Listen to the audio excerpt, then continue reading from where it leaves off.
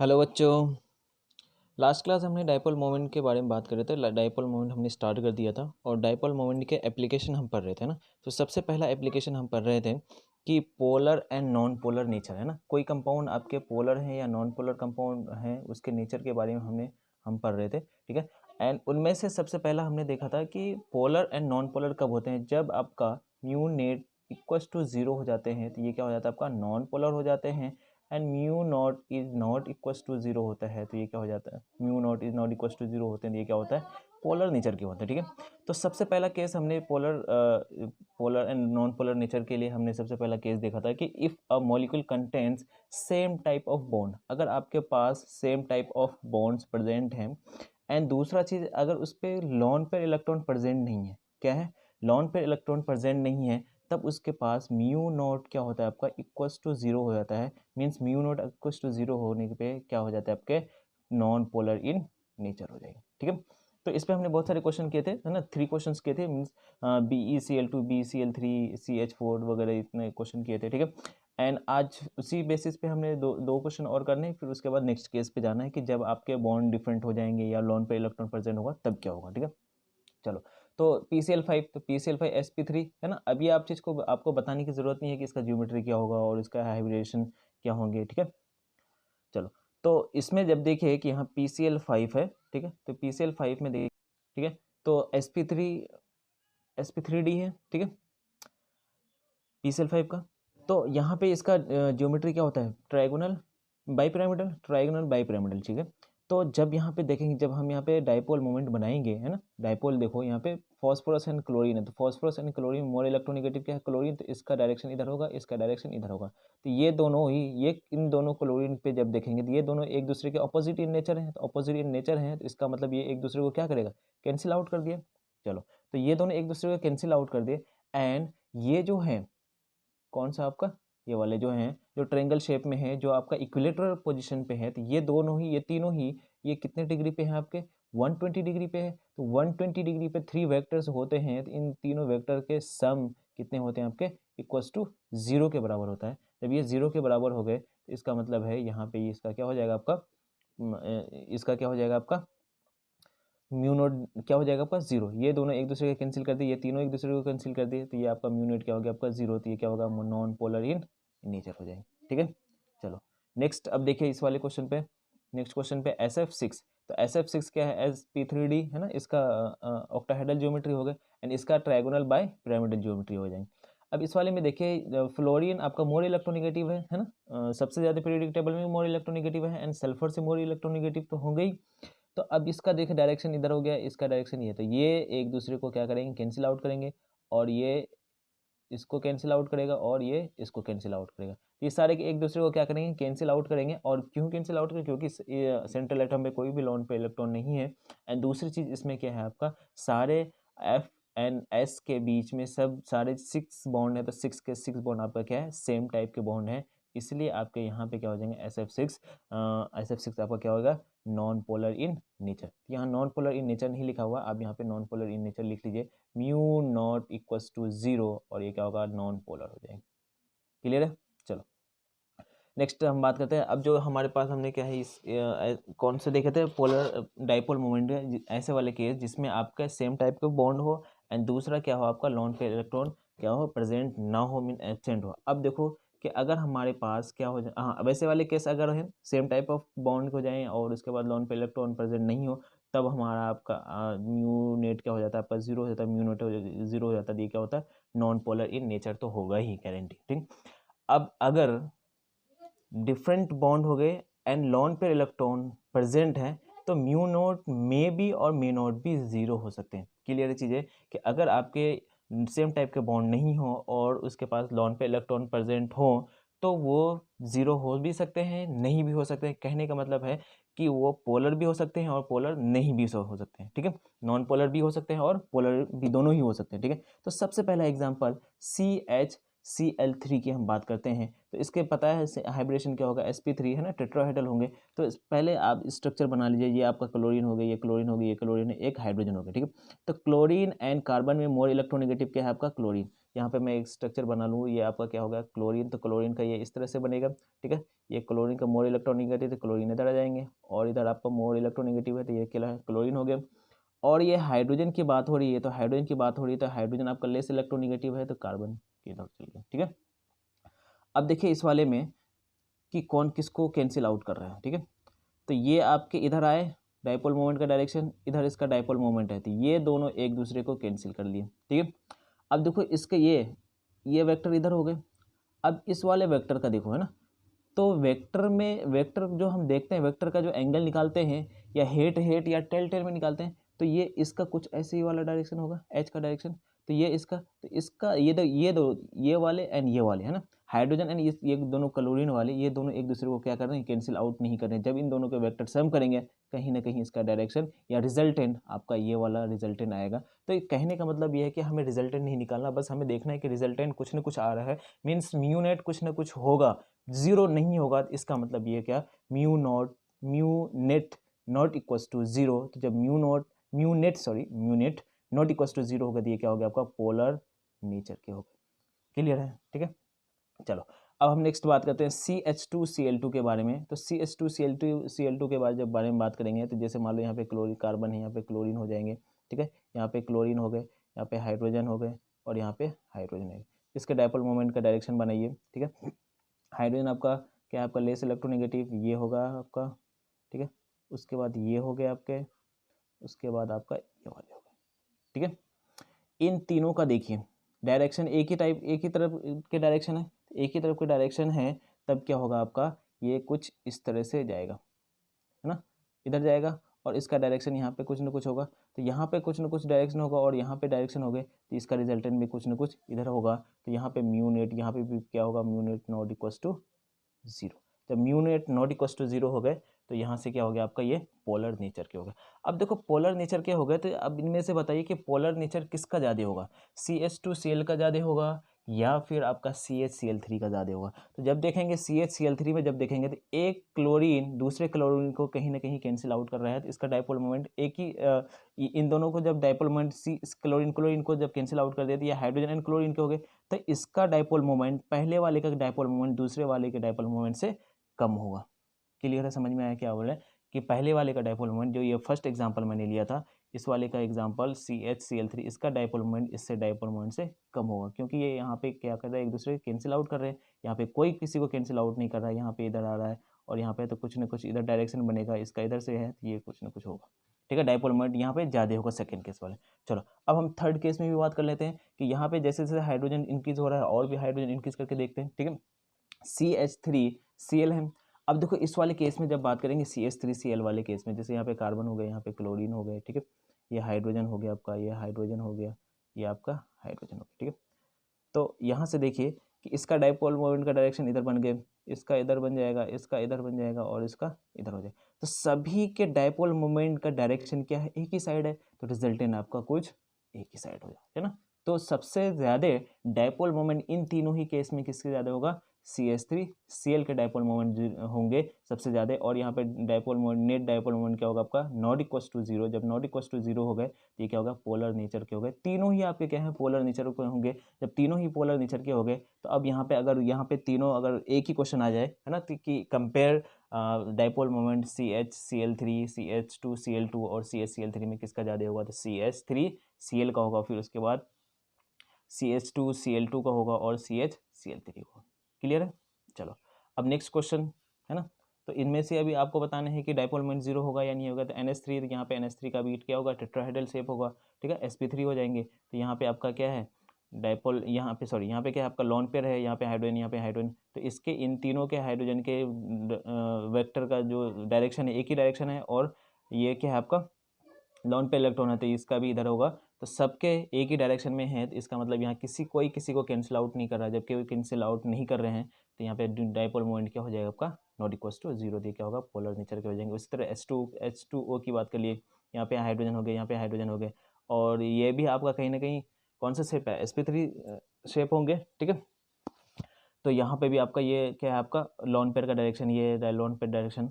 तो देखो lone pair का डायरेक्शन का कहने का मतलब है कि इससे पहले मैंने आपको बताया था, है ना, कि लॉन पेयर का डायरेक्शन, लॉन पेयर जो मोमेंट होता है किस में होता है, किस में नहीं होते हैं। तो किस में नहीं होता, जहाँ पे आपका प्योर ऑर्बिटल होते हैं। प्योर ऑर्बिटल होने का मतलब है कि आपका पी शेप अगर के पी ऑर्बिटल्स हैं, पी ऑर्बिटल्स में आपका यहाँ पे लॉन पेयर मोमेंट कंसिडर्ड नहीं करते हैं एज अ मोमेंट। एंड जब आपका हाइब्रिडाइज्ड ऑर्बिटल्स होते हैं तभी हम क्या करते हैं, लॉन पेयर मोमेंट को, लॉन पेयर के मोमेंट को कंसीडर करते हैं। जैसे आपका ये हाइब्रिडाइज्ड ऑर्बिटल होने के बाद ये इसका स्ट्रक्चर कुछ इस तरह से बन जाता है, तो ये आपका यहाँ पे कंसीडर करते हैं। तो ये जो आपके NH3 and H2O में है, ये आपका लॉन पेयर क्या है, हाइब्रिडाइज्ड है। ठीक है, चलो नेक्स्ट बात कर लेते हैं हम। अब देखो नेक्स्ट बात कर लिए PCl3H2O, PCl3H2O। देखो PCl3, तो ये आपका क्या होगा, ट्राइगोनल बाइपिरामिडल होंगे। ठीक है, अब देखो यहाँ पे बेंट रूल से, है ना, यहाँ पे कहीं ना कहीं आपको बेंट रूल का यूज़ करना पड़ेगा। बेंट रूल का क्या कि मोर इलेक्ट्रोनेगेटिव आइटम कहाँ पे आएंगे, आपके एक्सियल पे आएंगे। तो फ्लोरीन आपका कितना है, Cl3F2 है, तो फ्लोरीन आपके यहाँ पे एक्सियल पॉइंट पे गए, ये भी एक्सियल पे हो गए। तो मैं इसका स्ट्रक्चर ही बना देता हूँ। ठीक है, जैसे यहाँ पे फॉस्फोरस हो गया, तो ये मोर इलेक्ट्रोनेगेटिव फ्लोरीन हो गए। यहाँ पे आपका क्या हो गया, फ्लोरीन हो गया, और ये आपके क्या है, आपके क्लोरीन। ठीक है, ये क्लोरीन हो गए।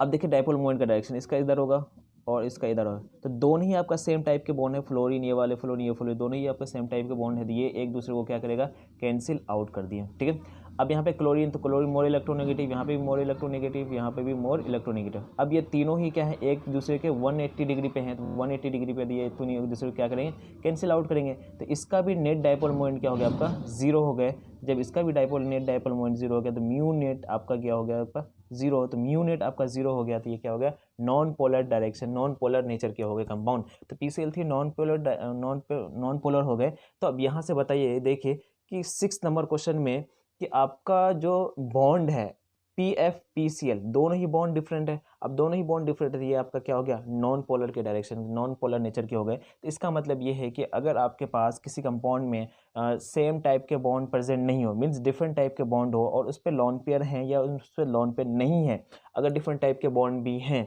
तो इसका मतलब है कि वो पोलर भी हो सकता है और नॉन पोलर नेचर, दोनों के ही हो सकते हैं।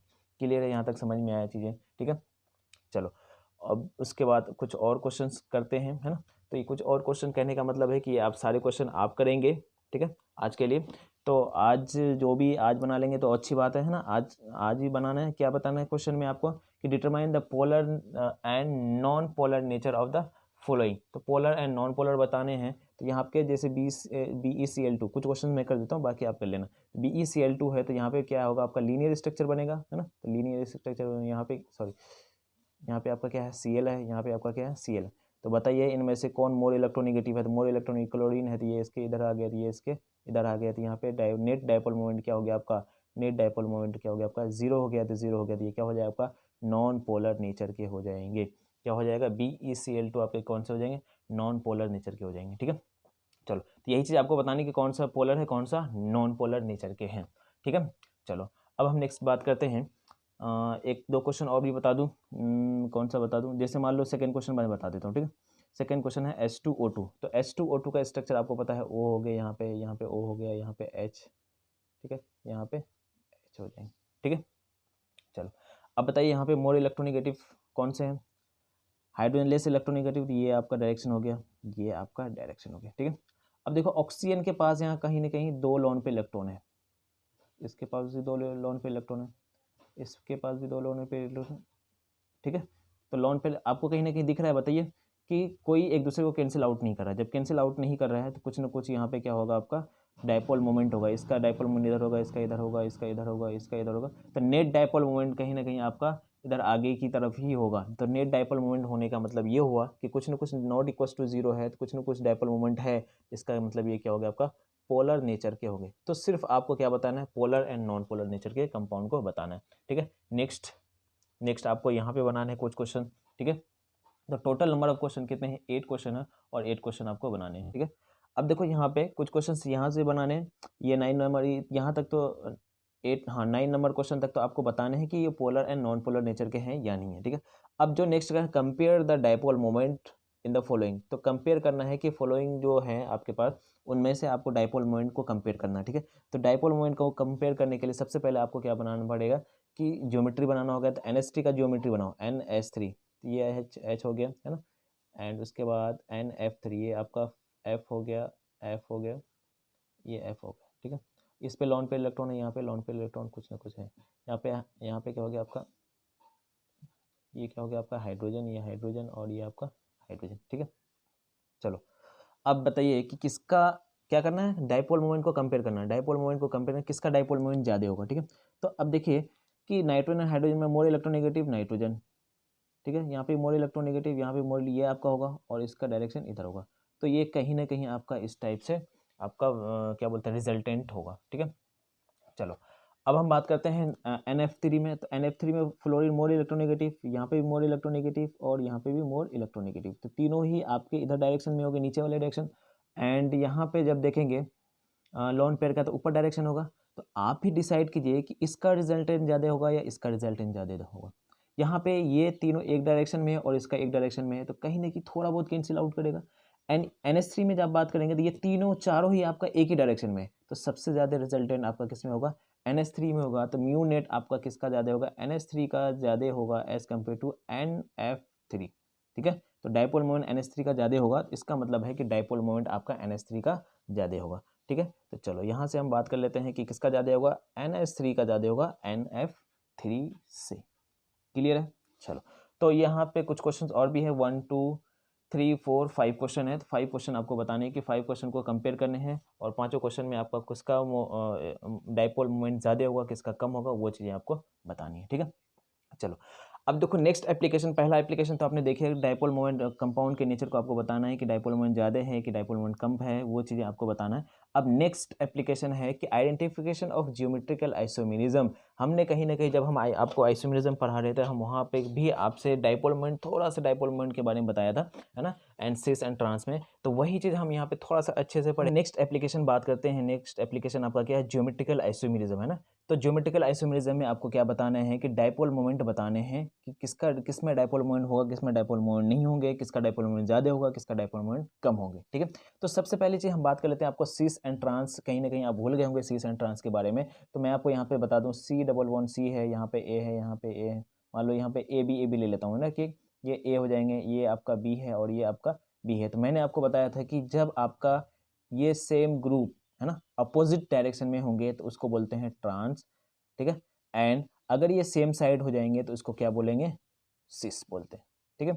सिस सेम, सिस सेम साइड होंगे तो आपका क्या हो जाएगा, मान लो यहाँ पे ए है, यहाँ पे भी ए हो जाता, तो ये दोनों ये और ये आपका बी हो गए, ये बी हो गए, तो ये दोनों आपका सेम साइड होंगे, ये आपका क्या हो गया, आपका सिस हो जाएंगे। एंड ये ही आपके अपोजिट साइड में हो जाते हैं तो आपका क्या हो जाता है, ये ट्रांस हो जाता है। दूसरा चीज़, एक चीज़ और इसमें आप देखिए यहाँ पे कि मान लो यहाँ पे ए है और यहाँ पे भी ए है और ये बी है आपका, ये भी बी है, ठीक है। ये दोनों एक दूसरे के, देखो ये दोनों एक दूसरे के क्या है, सेम साइड है, तो इसको भी आप क्या बोलते हैं, सिस बोल सकते हैं। क्लियर है। हमने यहाँ पे 3 चीज़ें बताई है ना, 2 चीज़ें तो हम पहले से जानते हैं, है ना। एक अगर सेम साइड है, सेम साइड कहने का मतलब अगर ये रेड वाले साइड में है तो आपका सिस हो जाएगा, एंड अगर ये ब्लू वाली साइड में होता, अगर ये ब्लैक वाली साइड में भी है तो ये भी आपका क्या होगा, सिस होगा, क्योंकि ये दोनों भी आपका क्या है, सेम साइड में, ठीक है। चलो तो अब हम बात करते हैं सबसे पहले कि सिस में क्या हो सकता है और ट्रांस में डाइपोल मोमेंट क्या हो सकते हैं। तो यहाँ पे हमने एग्जांपल लिया है जैसे क्लोरीन और यहाँ पे हाइड्रोजन है, ठीक है। तो क्लोरीन एंड कार्बन ये वाले एग्जांपल देखिए कि इस वाले में आपका क्या है स्ट्रक्चर, इधर डाइपोल मोमेंट का डायरेक्शन क्लोरीन का इधर बनेगा, इसका इधर बनेगा, इसका इधर बनेगा, ठीक है।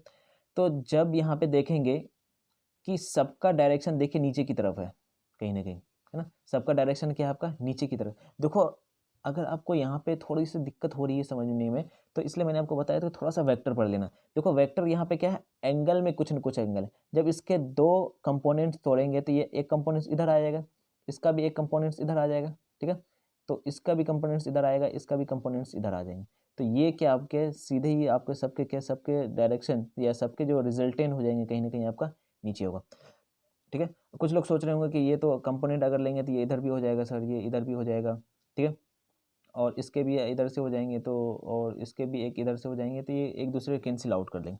ऐसा नहीं है, कैंसिल आउट कैसे करेंगे बताओ। यहाँ पे दो बॉन्ड हैं, दो बॉन्ड क्या हैं आपके, दो बॉन्ड, एक तो हाइड्रोजन कार्बन हाइड्रोजन के बीच बॉन्ड है और कार्बन क्लोरीन के बीच है, तो दोनों बॉन्ड अलग अलग हो गए ना, तो दोनों अलग अलग बॉन्ड हो गए, तो दोनों अलग अलग एक दूसरे को कैसे कैंसिल आउट करेंगे, तो कहीं ना कहीं आपका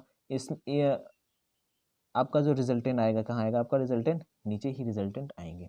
ठीक है, तो हमें फिजिक्स में नहीं जाना, हमें सिर्फ सिंपल सी बात रखनी है कि सबका अगर डाइपोल मोमेंट का डायरेक्शन क्या है, सेम डायरेक्शन में है, तो आपका रिजल्टेंट में सेम में ही जाएगा, सीधा सिंपल सी बात है। ठीक है, एंड सिस में तो आपका क्या हो गया, नॉट इक्वल टू जीरो हो गया, किस कोई एक दूसरे को कैंसिल आउट किए ही नहीं, तो नॉट इक्वल टू जीरो हो गया, इसका मतलब ये क्या होगा, आपका पोलर नेचर के हो जाएंगे। ठीक है, चलो अब दूसरे हम बात करते हैं ट्रांस के बारे में बात करते हैं, तो ट्रांस ये आपका हो गया, ये क्लोरीन ये दोनों के क्या अपोजिट डायरेक्शन में, तो अपोजिट डायरेक्शन में हो गया, एंड हाइड्रोजन भी आपका अपोजिट डायरेक्शन में गया।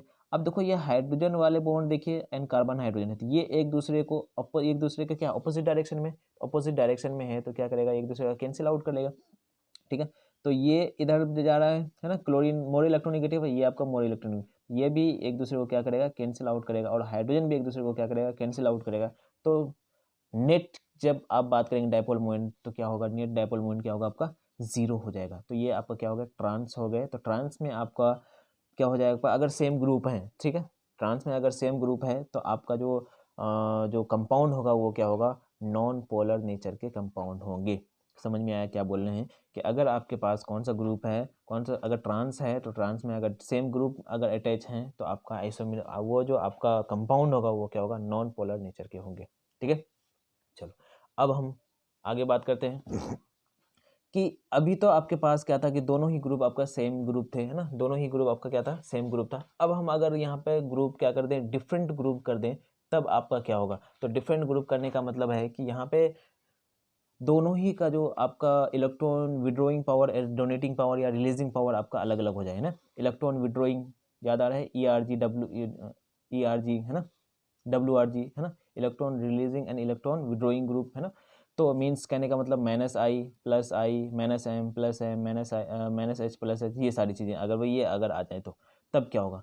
चलो अब यहाँ पे जैसे बात करते हैं, जैसे क्लोरीन की बात हो गई, यहाँ पे CH3 की बात कर लेते हैं। ठीक है, तो क्लोरीन जो है आपका -I ग्रुप है, तो -I ग्रुप है, तो ये कहीं ना कहीं आपका क्या करेगा, इलेक्ट्रॉन को अपनी ओर लेगा, तो इलेक्ट्रॉन को अपनी ओर लेगा। और दूसरी चीज़ अगर ऐसे देखते हैं, क्लोरीन एंड कार्बन में मोर इलेक्ट्रोनेगेटिव आपका क्या है, क्लोरीन ही है, तो आपके यहाँ पे क्या हो जाएगा, इलेक्ट्रॉन को अपनी ओर ले लिया। ठीक है, चलो अब हम बात करते हैं यहाँ पे CH3, तो CH3, अब यहाँ पे देखो कहीं कार्बन है, यहाँ पे CH3 है, तो ये कहीं ना कहीं आपका ये +I ग्रुप है, CH3 तो +I ग्रुप है, तो ये आपका इलेक्ट्रॉन को क्या करेगा, आपका रिलीज करेगा, ये कहीं ना कहीं आपको इलेक्ट्रॉन को देगा ना, कार्बन को, C डबल बॉन्ड।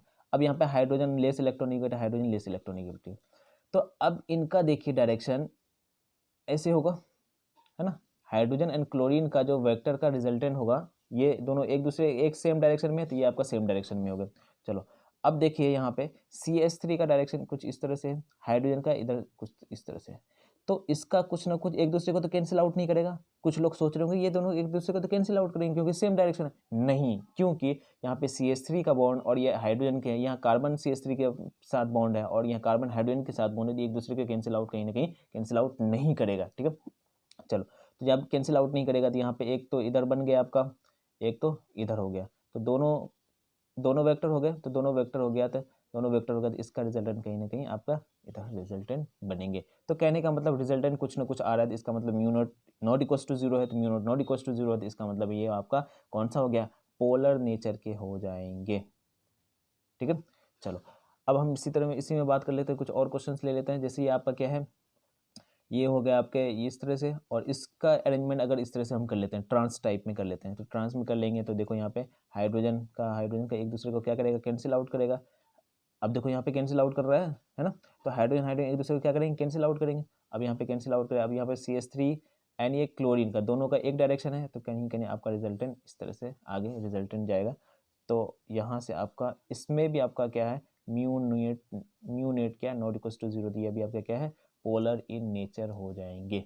ठीक है, चलो अब हम कुछ और बात करते हैं, जैसे ortho meta and para isomers. Means ortho meta और पैरा आइसोमर्स आपको पता है कि जैसे मान लो आपके पास बेंजीन ग्रुप है, तो बेंजीन ग्रुप में कहीं भी आप एक क्या कर लो, एक ग्रुप को सेट कर लो, क्या कर लो कि आपका बेंजीन रिंग हो गया, यहाँ पे मैंने अगर ग्रुप रख दिया, तो ग्रुप के बगल वाले जो है ये आपका क्या है, ऑर्थो हो जाएंगे, उसके बाद उसके पास जो होगा आपका मेटा हो जाएगा, उसके पास जो होगा ये पैरा हो जाएंगे, ठीक है। तो अगर आपके ग्रुप के बगल में जो ठीक है, ये चीज़ समझ में आ गया, ऑर्थो मेटा पैरा। तो ये पोजीशन आपको समझ में आएगा, ऑर्थो मेटा पैरा। तो मैं आपको यहाँ एग्जांपल से, जैसे यहाँ पे क्लोरीन है और यहाँ पे भी क्लोरीन है, तो क्लोरीन क्लोरीन हो गए, तो ये क्लोरीन तो एक ग्रुप फिक्स कर लो, और ये क्लोरीन, ये वाले जो क्लोरीन हो गए कौन से पोजीशन पे, ऑर्थो पोजीशन है, तो इसलिए मैं ऑर्थो पोजीशन नाम लेता हूँ। बाकी आप नेमिंग करना चाहें तो आप इसकी नेमिंग भी कर सकते हैं, ठीक है। तो हमें पोजीशन के अकॉर्डिंग देखने की किसमें डाइपोल मोमेंट ज़्यादा होगा, किसके में डाइपोल मोमेंट कम होगा।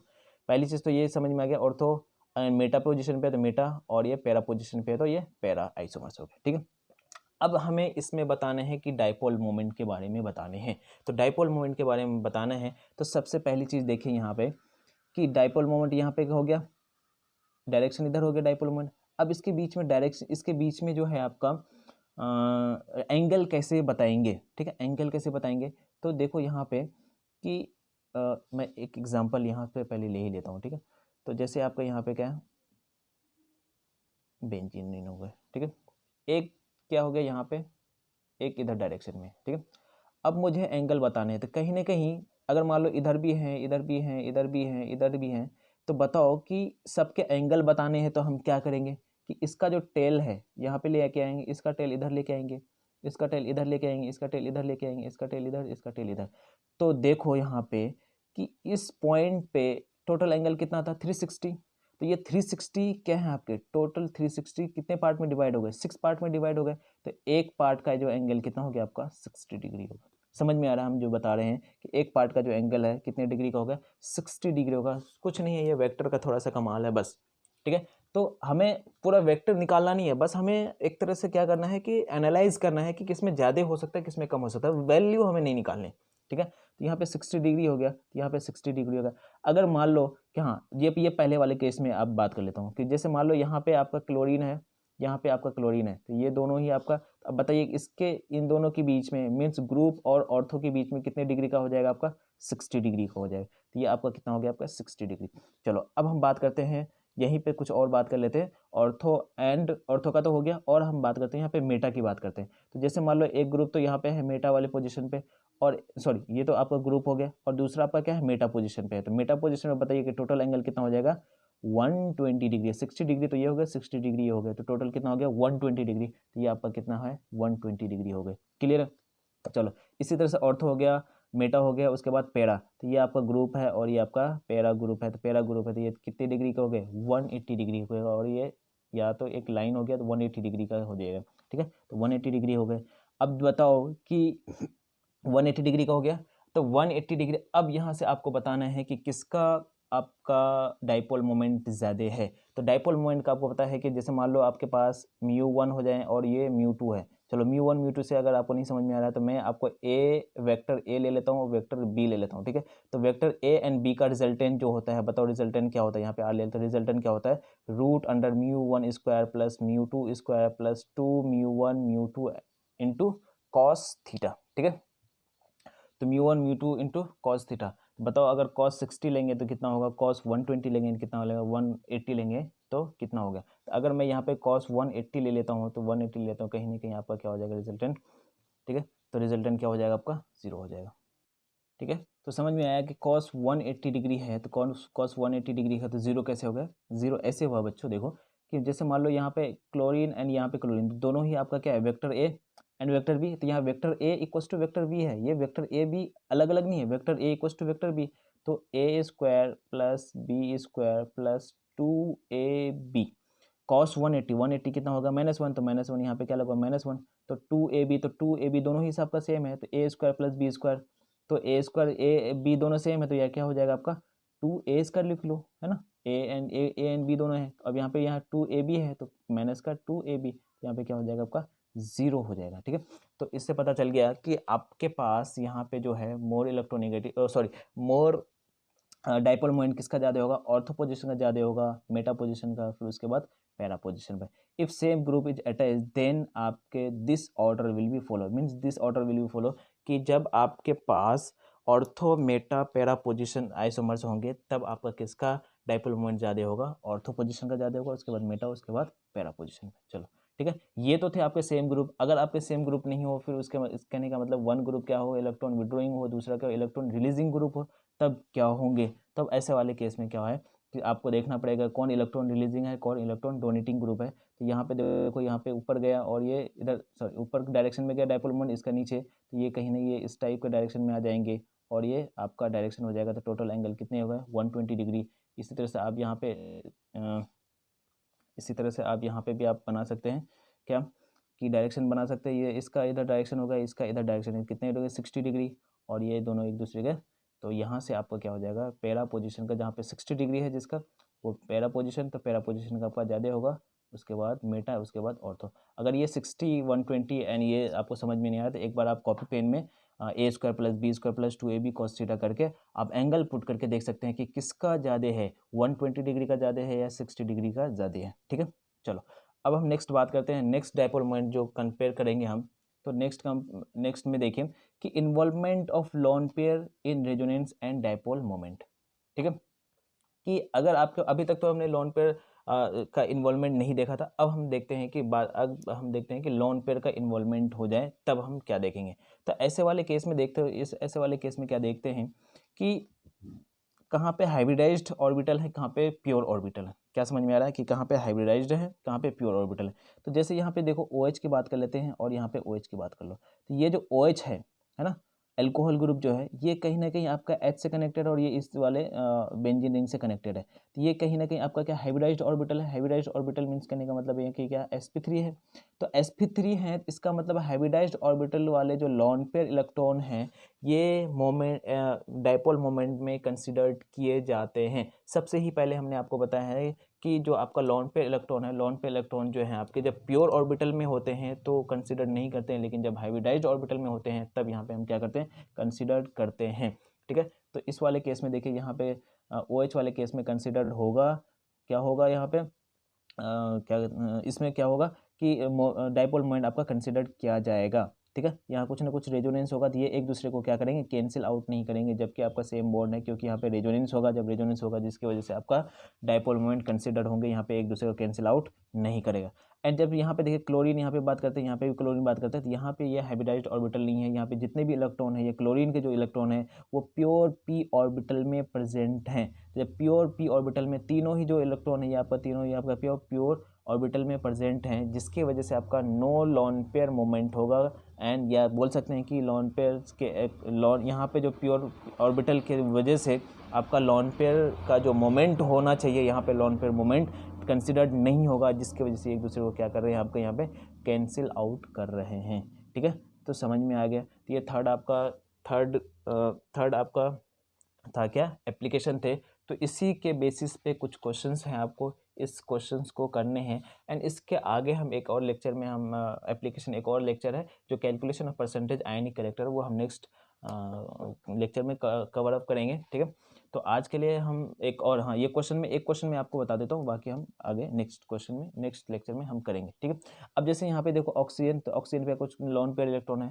ठीक है, और यहाँ पे भी आपका लोन पेयर इलेक्ट्रॉन है, लेकिन ये हाइब्रिडाइज नहीं है, ये किसी भी एटम से कनेक्टेड है। हाइब्रिडाइज नहीं है तो एक दूसरे को क्या करेगा कैंसिल आउट करेगा। तो क्या करना है आपको select the species having mu net equals to 0। तो म्यू नेट किसका 0 है, तो ये एक दूसरे को क्या करेगा कैंसिल आउट नहीं करेगा। यहाँ पे कोई हाइब्रिडाइज नहीं है। यहाँ पे भी देखिए यहाँ पे लोन पे इलेक्ट्रॉन है, यहाँ पे लोन पे अभी एग्जाम्पल होता है, तो ये आपका म्यू नेट इक्वल्स टू क्या हो जाएगा आपका 0 हो जाएगा। ठीक है, चलो यहीं पे बात करते हैं NH2 की बात कर लेते हैं। NH2 में आपका क्या है लोन पेयर इलेक्ट्रॉन है, एक लोन पेयर इलेक्ट्रॉन है NH2 में, तो 1 लोन पे इलेक्ट्रॉन है, इसमें भी आपको 1 लोन पे इलेक्ट्रॉन है, और ये हाइब्रिडाइज्ड है, और ये क्या आपका sp3 है। तो sp3 है तो यहाँ पे mu not not equals to 0 हो जाएगा। ठीक है, क्योंकि यहाँ के लोन पे इलेक्ट्रॉन क्या करेंगे रेजोनेंस में पार्टिसिपेट करेंगे। चलो ठीक है, अब दूसरा एग्जांपल यहाँ पे CH3 की बात कर लेते हैं। तो बताओ CH3 के पास कोई लोन पे इलेक्ट्रॉन है। जब लोन पे इलेक्ट्रॉन नहीं है तो यहाँ पे तो कोई तो दिक्कत ही नहीं है ना। ये भी इलेक्ट्रॉन क्या करेगा डोनेटिंग करेंगे, ये भी इलेक्ट्रॉन एक दूसरे को क्या करेगा आपका कैंसिल आउट करेगा। तो कैंसिल आउट करेगा तो यहाँ पे आपका क्या डायपोल मोमेंट क्या हो जाएगा 0 हो जाएंगे। इसी तरह से नेट मोमेंट क्या होगा आपका 0 हो जाएगा, तो ये क्या होगा नॉन पोलर नेचर के हो जाएंगे। एंड इसी तरह से SH में देखिए यहाँ पे SH से भी कनेक्टेड और इससे भी, तो यहाँ पे लॉन पे इलेक्ट्रॉन है, यहाँ के लॉन पे इलेक्ट्रॉन आपके क्या करेंगे पार्टिसिपेट करेंगे रेजोनेंस में, बोल सकते हैं सीधा सिंपल सी बात है। और यहाँ पे आपका जब यहाँ पे रेजोनेंस में पार्टिसिपेट करेंगे तो कहीं ना कहीं आपका यहाँ पे क्या होगा मोमेंट आपका क्या हो जाएगा ज़ीरो नहीं होगा, नेट मोमेंट ज़ीरो नहीं होगा। तो जब ये ज़ीरो नहीं होगा तो ये क्या होगा, डायपोल या पोलर नेचर के होंगे। ठीक है, चलो ठीक है, आज के लिए हम इतना ही रखते हैं। बाकी आपको जितने भी क्वेश्चन दिए गए हैं, ये वाले सारे क्वेश्चन, ये क्वेश्चन आपको करने हैं। ठीक है, एंड जो भी डाउट हो आप डाउट पूछिए। ठीक है, चलो ठीक है, थैंक यू।